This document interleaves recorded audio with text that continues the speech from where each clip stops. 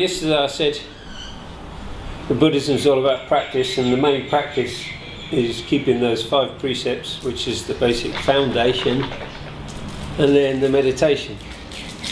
As I say, the precepts are the foundation. You can't build a strong house on a poor foundation, and unless you're trying your best to keep those 5 precepts as well as you can, deeper practice such as meditation is not going to be successful. You know, you're going to be running through your mind that you're doing things wrong, and so this, at the very least, you should be doing your best to keep those precepts before you do anything else. But so the meditation is the main practice.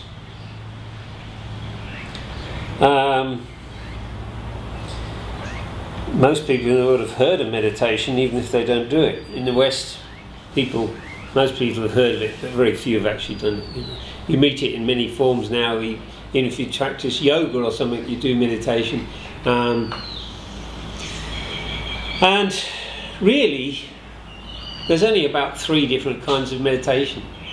Many different names for the different styles, but really there's only 3 different kinds. One might be called metta meditation, loving kindness meditation. That is often practiced in the Tibetan traditions, where you're sort of thinking good thoughts, sending out good vibes around the world, you know, wishing all beings to be happy and comfortable and peaceful and all this, and trying to, some people listen to music, you know, to get a nice comfortable sense, but that's one form. The main and most used form is what we call concentration meditation, or samatha in Pali. We call it samatha. The Thais themselves, if you're sitting in the cross-leg posture, they'll say that's the samadhi posture. Samadhi is another word for concentration. But that's the concentration style. And it's the one which is actually practiced all over the world in many different religions, whether it's the Native American witch doctor, the shaman, the yogi, they're all really practicing this kind of meditation. They've got their own names for it, and it's covered in all ages, all cultures, all over the world, you know, practice this kind of meditation. Now, the Theravada Buddhists in the Pali scriptures, they mention this kind of meditation as well, and it's still practiced a lot. It's practiced here and now by many of the lay people in Thailand and many of the monks. And basically what you're trying to do is withdraw inside. Shut yourself off from all the distractions. There are always distractions when you meditate. There's the sounds, the aches and pains, the itches, scratches, the smells and other things. You know, your 5 senses, all 5 senses are sending off triggers which are distracting, and then there's the thoughts as well. And so what these methods do, they use various techniques to try and help you ignore these distractions. And so some of them are like counting. Some of them count to a certain point and then count back, you know. Some do little chants, like a little, recite a little mantra, not out loud, but maybe just in their mind, you know. In Thailand, the popular one is Buddho, Buddho. So they think Bud on the in-breath and Do on the out-breath. Buddho. Another variation is Sama Arahang. There's many different kinds. It doesn't really, the words are not really important. You know, you could say number 9 double-decker bus for all it matters. You know, the words are not. It's just you're repeating something to try and avoid these. When these distractions occur, the dog barking, you know, a thought occurring, you just try and ignore it and concentrate on this, your object, you know, your meditation object. There are what they call kasinas, coloured discs, which people stare at. There's many different types, but they're all aiming to try and ignore all the distractions. And so, like anything in life, the more you practice, the better you get. So as you practice more, your concentration gets stronger. You find it easier to ignore these distractions until you get your concentration nice and strong, and you get to the point where the distractions no longer bother you, and you've shut yourself off. Basically, you've managed to shut down all these senses and ignore the distractions that are coming in. And then, of course, you've got the most difficult one, which is the thoughts. But even that can be ignored as well. And you start to go deeper and deeper and deeper. And there are different stages. The Buddhists refer to them as jhanas. The 4 main jhanas which people can reach, I say. It's not easy to do so. It's the goal of this kind of meditation, to reach the jhanas, where your concentration is so strong you eventually get to the stage where you're unaware of the body completely. You know, heat, cold, hunger, thirst, you wouldn't notice. You know, people would stick pins in you, wouldn't know about it, because you've drawn inside so much that you're unaware. And you get a great sense of peace and joy and bliss, you know, coming from these jhanas, and you go deeper and deeper. And the 4th jhana, if you reach that stage, it is possible to develop special powers, a bit like Superman. You can levitate, fly through the air, know what people are thinking, see your past lives, even know other people's past lives, see beings on the other realms. You know, this can happen, not all of it to one person, you know, and not everyone who reaches it gets it, but so some people, this is the goal, to get to these, you know. For some monks, who of course have to live a life of abstinence and have no sexual pleasure, the joy and bliss that they can achieve in these meditative states is supposed to be far superior to the joy and bliss from sexual experience. So that's a benefit for them as well. But they shouldn't be aiming for this, you know, but they are results which can appear. So, all very well getting these superpowers, but they're actually a distraction. The Buddha said to his monks, don't go displaying these, showing off these magic tricks and powers. It's not the goal. You're not trying to impress people, you know, make them think, oh, he's wonderful, look, he can levitate or something, you know. That's the wrong idea. You're off the path, you know. In fact, for a monk, there's 4 heinous things which cause him instantly to be disrobed. One, of course, is having sex, another is stealing, another is causing the monkhood to fight and break up, you know. And the other one is claiming to have these attainments or to have reached these jhanic states when you actually haven't. So it's quite serious. Now, there are many monks who do practice these techniques, and some of them have got these abilities, you know. Some have not. But they're not the main goal, because that's another path. The path to nirvana is a different way. You can practice this concentration meditation, but you've eventually got to swap over to the other style, which you've heard of now, called vipassana. And that's the Buddha's own technique. I said to you yesterday that Buddhas have only come around very rarely. They're very rare and precious. And we only get to hear about this technique of vipassana when a Buddha teaches it. Most of the time we don't know. We can't think of it for ourselves. It's too profound for us, an ordinary person, to come up with the idea themselves. And so when the Buddha's gone and his teaching is lost, there's no chance to reach nirvana. There's no chance to practice this vipassana again until the next Buddha comes and reteaches it. So we're lucky now, we've still got the Buddha's teachings available, and so there are still many temples that teach vipassana and many people who practice it. So we've got this wonderful opportunity. Now I say, you see somebody sitting there with their eyes shut and legs crossed, and you don't know what they're doing, what method they're practicing. They might be doing vipassana, they might not. They might be doing concentration. most of the older people who come to the temple are probably doing concentration styles. You know, it's still a popular style, this Buddho or whatever. But so one doing concentration, he's sitting there and withdrawing inside. I sometimes say it's a bit like the ostrich sticking its head in the sand. You know, doesn't want to know about all the distractions and dangers and frightening things happening, but they're still there.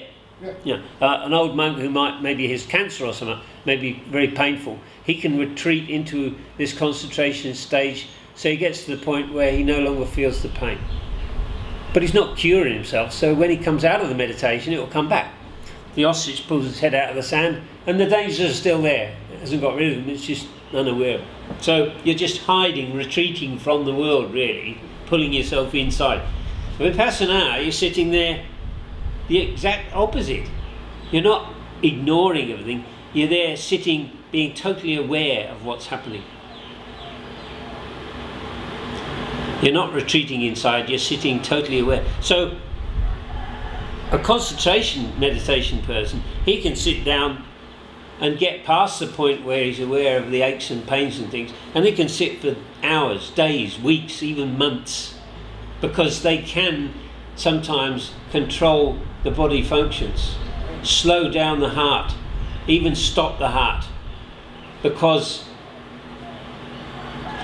the heart moves the blood around the body in order to move the oxygen around the body. But if you're not breathing, there's no oxygen that needs to be shown around the body. So it's like virtually going into a state of hibernation, you know. And some of the Tibetans and that do these techniques where they can actually meditate for long periods, because they're not feeding, they're not even virtually hardly breathing or anything, you know. But so I mean, there is some use. You can get past the point of pain and things, but it's not the technique which is going to get you to nirvana. The Buddha himself, when he was still a bodhisattva, he practiced concentration meditation many times, many after, and reached these jhanic stages many times. But he didn't know how to get to nirvana.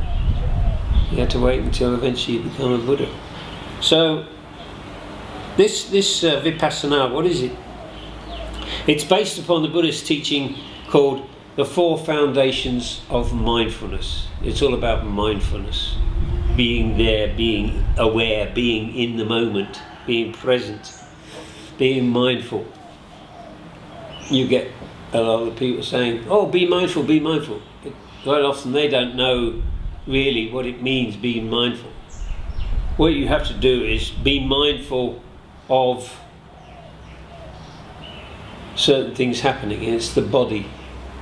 It's the first one. These 4 foundations of mindfulness. The first one is the basic body itself, and the 4 positions, the 4 basic positions of the body: sitting, standing, walking, lying down. So we're aware of the body in these positions. And there's the movements, the basic movements. When we're doing the slow zombie walk, you know, we're aware of all the movements because we're slowing it down. And when we're sitting, there isn't any movement. The only movement there is the breathing process, the rising and the falling of the abdomen, the breathing in and out. That's the only movement. So it's not such a big thing. That's why many people prefer the walking, because it's easier to be aware of the more coarse, larger movements. Here you've got much finer movements, and some people lose track of it because it's so very fine. You start meditating and your breathing slows down gradually as you relax and get into it, and it slows down. It's become so subtle sometimes that you're hardly aware of it, and the breathing's virtually disappeared, the in and out breath, and you sort of, you know, take a breath again, and oh, you're back with it. But it can be so refined that you're hardly aware, and some people have difficulty with this very shallow movement, and but there are different styles, as I say, to be aware of this. So that first foundation is the body itself, being aware of the movements and the basic body positions. The second foundation is the 5 senses: hearing, sounds, smelling, smells, tasting, feeling, you know. And so when these things happen, and they're all distractions, we're aware that they happened. Now, take the sound. You hear a dog barking. First of all, when you start meditating, you've not done it before, that dog, you notice it immediately, and it pulls you away and distracts you. And, oh God, I wish that barking had stopped and go away. You know, the normal reaction. A sound meets the ear, goes to the brain. If it's a sound we recognise, we've heard before, we put a little label on it. Oh, that's a dog barking. Then we start to react. If it's a nice thing we like, we want more of it. But it's unpleasant, we start to hate it and don't want it, push it away. That's reacting to it. So with Vipassana, we try and stop that process. So as soon as there's a sound, we just note, oh, hearing. There's a sound. We're not investigating what it is, whether we like it or don't like it. That's trying to stop that reaction to it. We just barely are noting, oh, there is a sound happening. Okay. And same with the smells. You know, you're sitting there and smell comes to you and what's that? Oh, that's green curry. I like green curry. I wonder if we've got green curry for lunch today. You know, you get something come from the kitchen and you're off, you know, you're following it. You're not here anymore, you're sitting on top of the pot. So we just know smelling. Usually it's a bad smell. You know, when you're on arms round, you walk past some of the dustbins and there's something died in there, and you know, you just got to try and ignore it. No, there's a smell. But so all of these is the same. Feeling, you know, you get an ant walking on you, and what's that, an ant or an elephant, you know, and is it going to bite me or what? And the natural reaction is to sort of want to brush it away, get it off, you know. A fly comes buzzing around and lands on your hair and runs down to your neck and you feel the tickle, and then it runs back into the hair and you can't feel it again until it comes back and you, oh, you know. But if you brush it away, you know it's going to come back, so you're just distracting yourself from your meditation. You're better off just moving your mindfulness there, so the feeling, oh, tickling, or just knowing, and then ignoring it, coming back to the breathing, and it distracts you again. You go back, knowing. It is difficult. It's very difficult. Meditation is the most difficult thing in the world. But as we practice, we will get better. We will start to be less distracted. You know, the first few times you do meditation, that dog barking really is annoying. But later on, unless it's one sat right next to you, you can virtually ignore it because you've trained yourself to be able to ignore it. And even when you're doing the walking meditation, you know, if something happens, you know, like a mosquito lands on you, and you know it's a mosquito, not a fly. Flies just dance around, but a mosquito's got that very gentle trend. You might even hear the bzz, but and it is cringing there, waiting for that needle to go in. You know, oh. You know, if you brush it away, it's going to come back. Point. If you slap it and kill it, you know, then you're not supposed to be doing that. You're trying to avoid killing things anyway. So what you do is just ignore it. You know, you think, oh, it's going to give me some horrible disease. Well, so what if you die? You're going to die anyway, you know. If it's your destiny or karma to die from a mosquito bite, fine, it will happen, you know. It's got your number on it, as we used to say in the army, like a bullet. It'll get you anyway. So why worry, you know. As they are saying, is a coward dies 1,000 deaths and a brave man only once. There's a coward's forever imagining dying and being afraid, and a brave man, he only does the one time, you know. So these things then, and we just, oh, hurry up, have a quick drink and go, mate. You know, we're aware of it and we just ignore it. That's the idea. The goal is to stop us doing this automatic reaction, because for ordinary people, We're really running on autopilot. Ordinary people, they spend all their time daydreaming.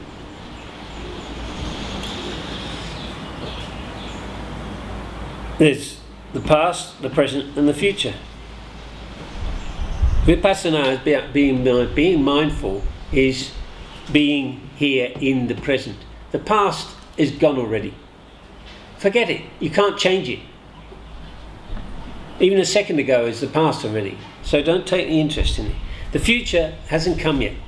You're not certain about it. So don't worry about that.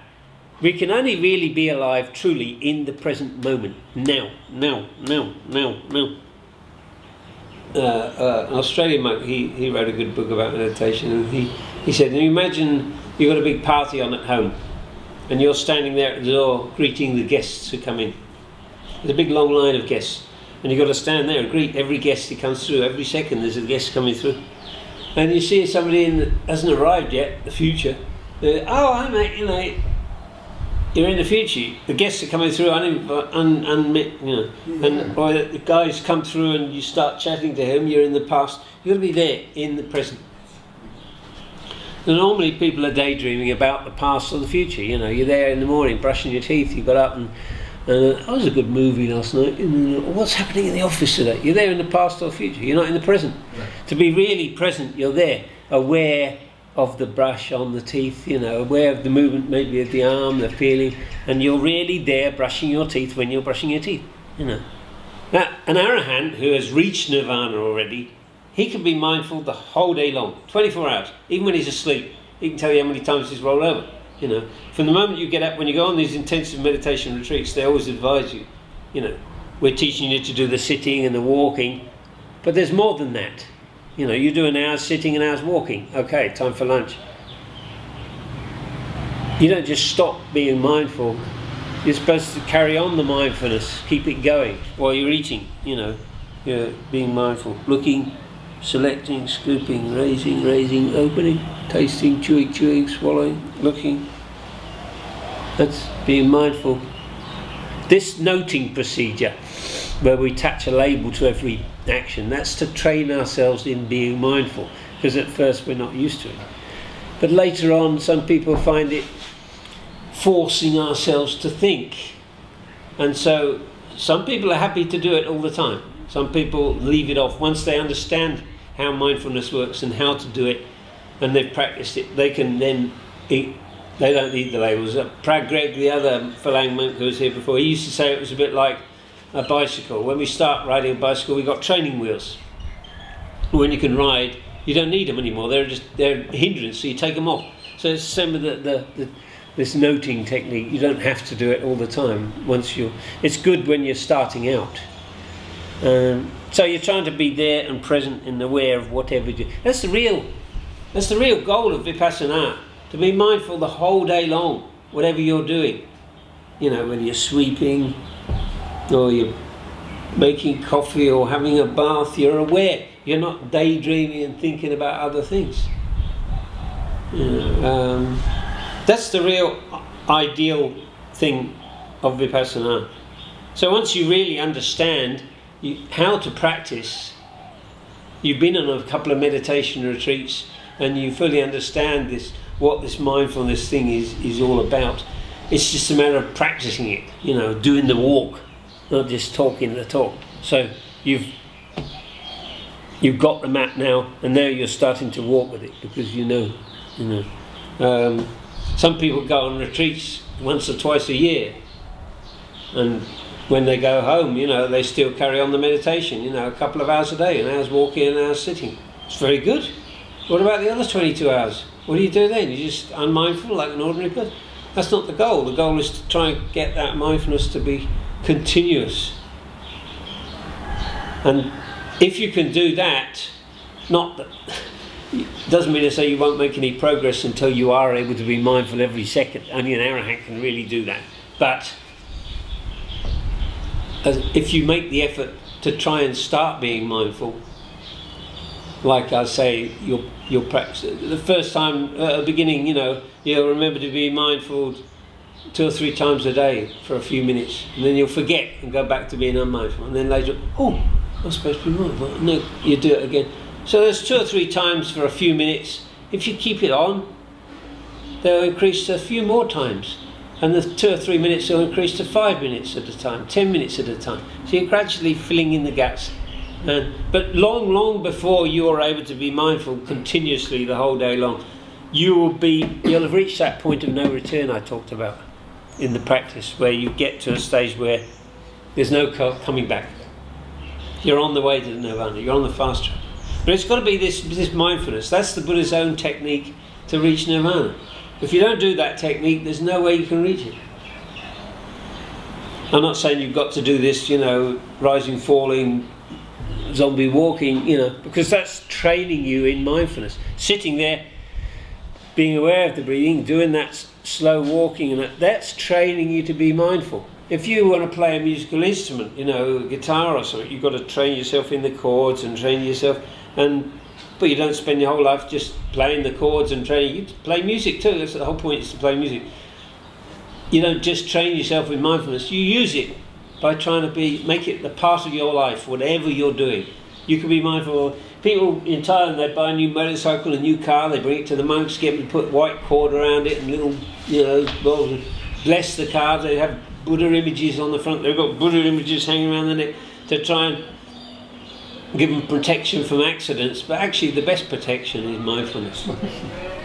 Most accidents happen because we're being unmindful. So really, you don't need all those things are the false thing, But many people prefer the false to the.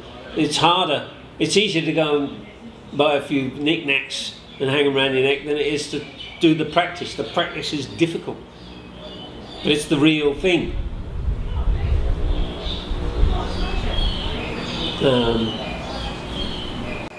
Any questions from that at the moment? Or? Well, you know what, I mean, you brought up a lot of the points that I had questions on, which was, can you identify a sound, or when you hear it, or it's not. We're so used to recognizing a sound and automatically saying, "Oh, dog," right. Bloody dog, I wish it'd go away, you just got to try and stop, Getting angry doesn't do anything. It doesn't. It's bad for you. It's bad karma for you. So it's not going to affect the dog. If you go out and kick the dog, it might run away, but you're just doing even more bad karma. It's not going to help your meditation, is it? Now, as I say, there are different techniques of vipassana. That's one of them that you are practicing here. I have another teacher who I learned a different technique from, which I find I prefer myself. This is for the practicing,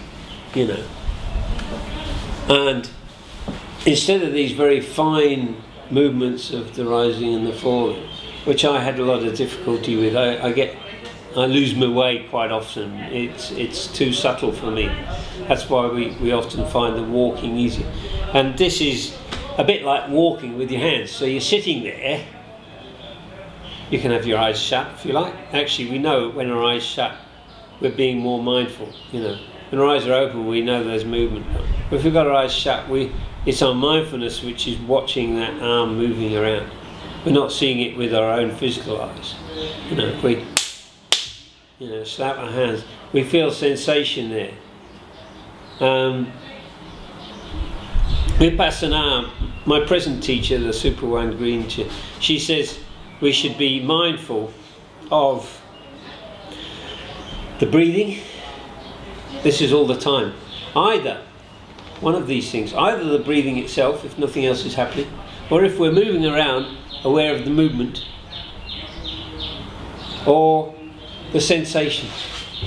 So she actually teaches Tai Chi as a way to teach people Vipassana. So she uses these Tai Chi techniques, and so you're breathing in and out as you're stretching, and then doing in and out breathing. So you can be aware of the breathing if you like, or aware of the movement itself, or when hands come together or touch things, you're aware of the sensations, So she says, if you're aware of one of those three all the time, you're meditating. the old farmer in the field there, you know, he could be meditating while he's doing, you know, cutting the rice stalks, laying them down, and you could be meditating whatever you're doing if you're being mindful and present in the moment. That's meditation. That's the main goal. That's the Buddhist technique, you know, vipassana. Being mindful of one of those three things, either the breathing. I mean, if you're sitting there in the doctor's surgery or the dentist's surgery waiting your turn, you're going, oh God, how long is it going to be, you know, so don't sit there, torture yourself. You're creating these bad thoughts which is just causing you to suffer. Forget it, meditate.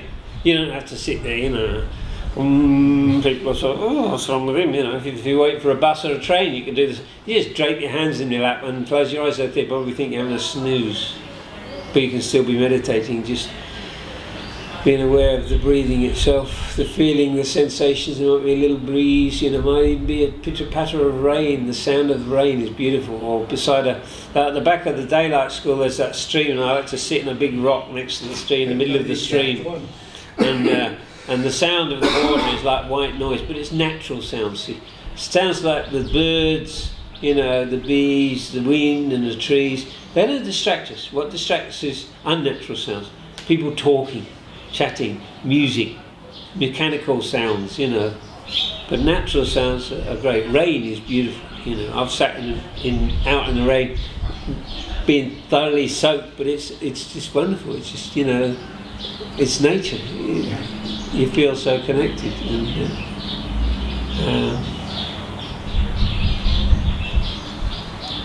So this other technique, I would say, is like walking with your hands. So you're sitting there, and you're doing this constant technique of moving the hands.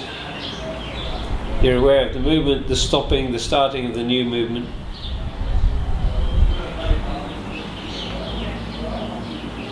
You don't have to time your breathing to the movements. If you want to, you can.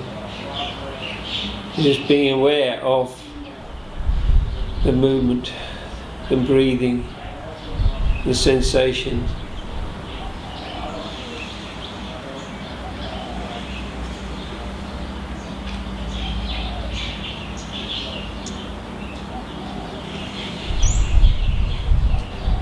It's vipassana, but it's a lot more coarse than these very fine movements, but it's still being mindful. The originator of this technique, actually he practiced without closing his eyes, and so you can. You might sometimes feel like closing your eyes, or just have them slightly relaxed and just sort of slitty-eyed open, and you're not focusing on anything, looking at anything. You're aware of movement, people walking past, but you're not following them, they're not being distracted, you're just aware of them, you know. And so you're doing this, and one trouble with ordinary meditation with your eyes shut is it's very easy to fall asleep. So meditating with your eyes open, not wide open like this, but just looking down and being aware, you're not focusing on it, you're just aware of the floor. You know, same as when you're doing your walking meditation. Some people do it completely wrong by looking straight ahead. They see things and they distract them, or you know, they're looking around. That's not being mindful. You're supposed to look at the floor a few feet ahead, and even then you're not watching the floor, you're not focusing on it, you're just being a bit. And so you do the same thing, you know, with your eyes just open. There's no noting. You don't have to note opening, raising, closing, or anything like that. You're just aware of the movement itself, the change from one to another, and concentrate on it. And I find that technique works very well for me. Different people, different, you know, different strokes, different folks. This works for me. Other people work well with other methods. But let's say that's what I find I prefer. Of course, when I'm out doing the thing, I'm not doing it when I mean, you can do that, you know, when you're lying in bed, you know, you're ready for sleep, and you can just move your hand like this if you like, you know. There's a story about a Thai guy. He was a young guy, about 24, fit, you know, got himself a university degree in fitness and that, and was looking forward to a good career teaching all this kind of things. And he jumped in a swimming pool one day badly, and something went wrong. He hit the bottom and was paralysed from the neck down. And he spent many years frustrated and worried and started to read Dharma books and that, but then eventually he met the teachings of this guy. And although he could only move his hands a little bit, you know, first of all he was just there being able to open and close their hand like this, you know, that's all. And this one a little bit, but as he practiced more it got better. And that's all he could move.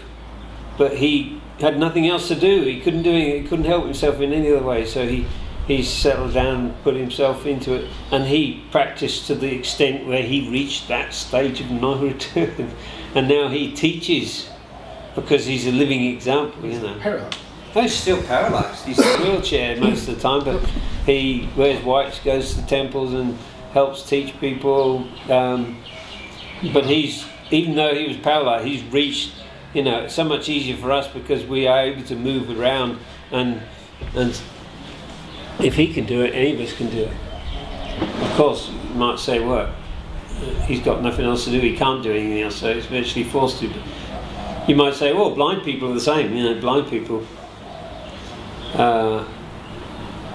They haven't got that distraction, you know, the sights, but just because you're blind doesn't mean to say that you realised, you know, you've got to understand the techniques and put them into practice.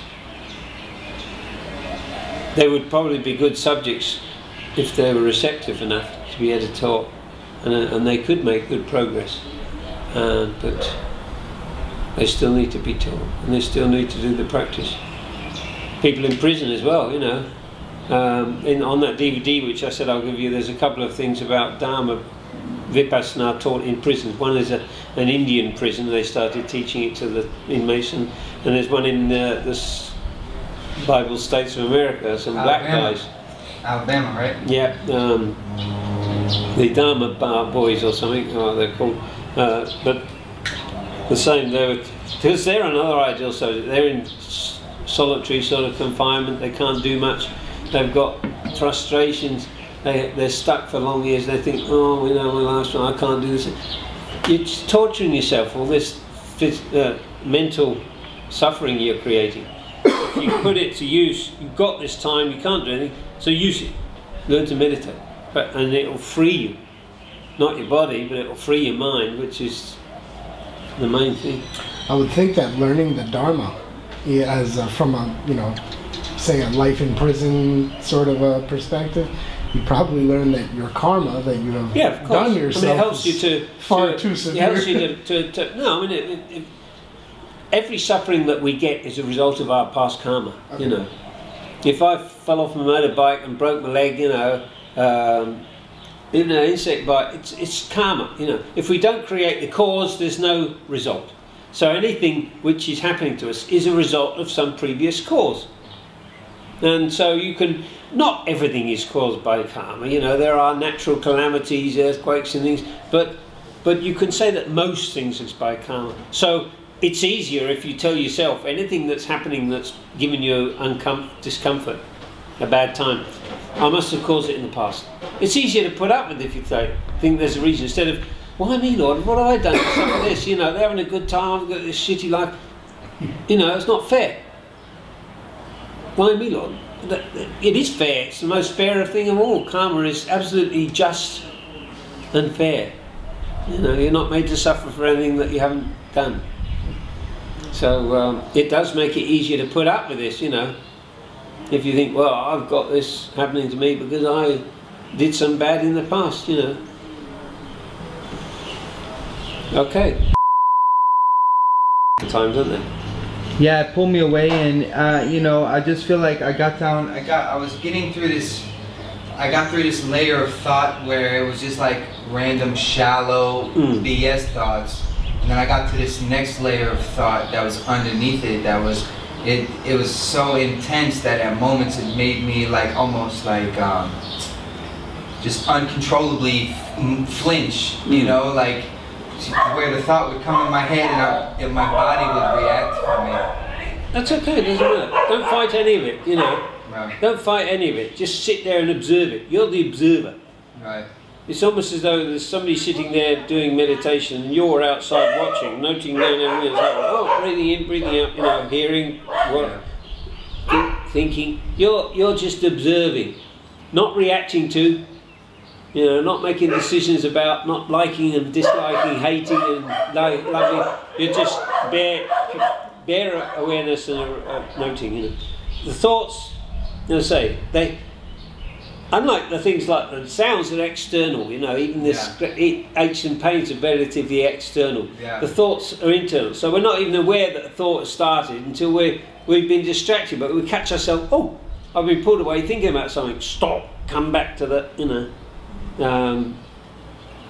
And so you start to think of this again, and then a few seconds later you're off again.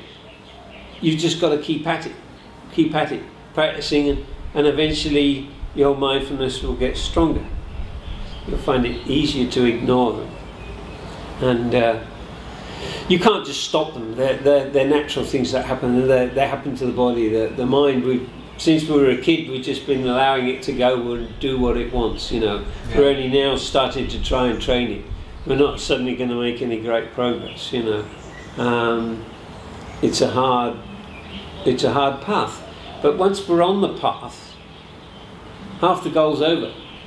You know, we realise, and of course if we do get any actual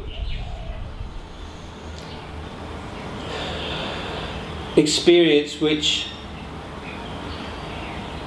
makes us think, this is what it's really about, this is what life's really about. The wisdom that you get will encourage you to do more.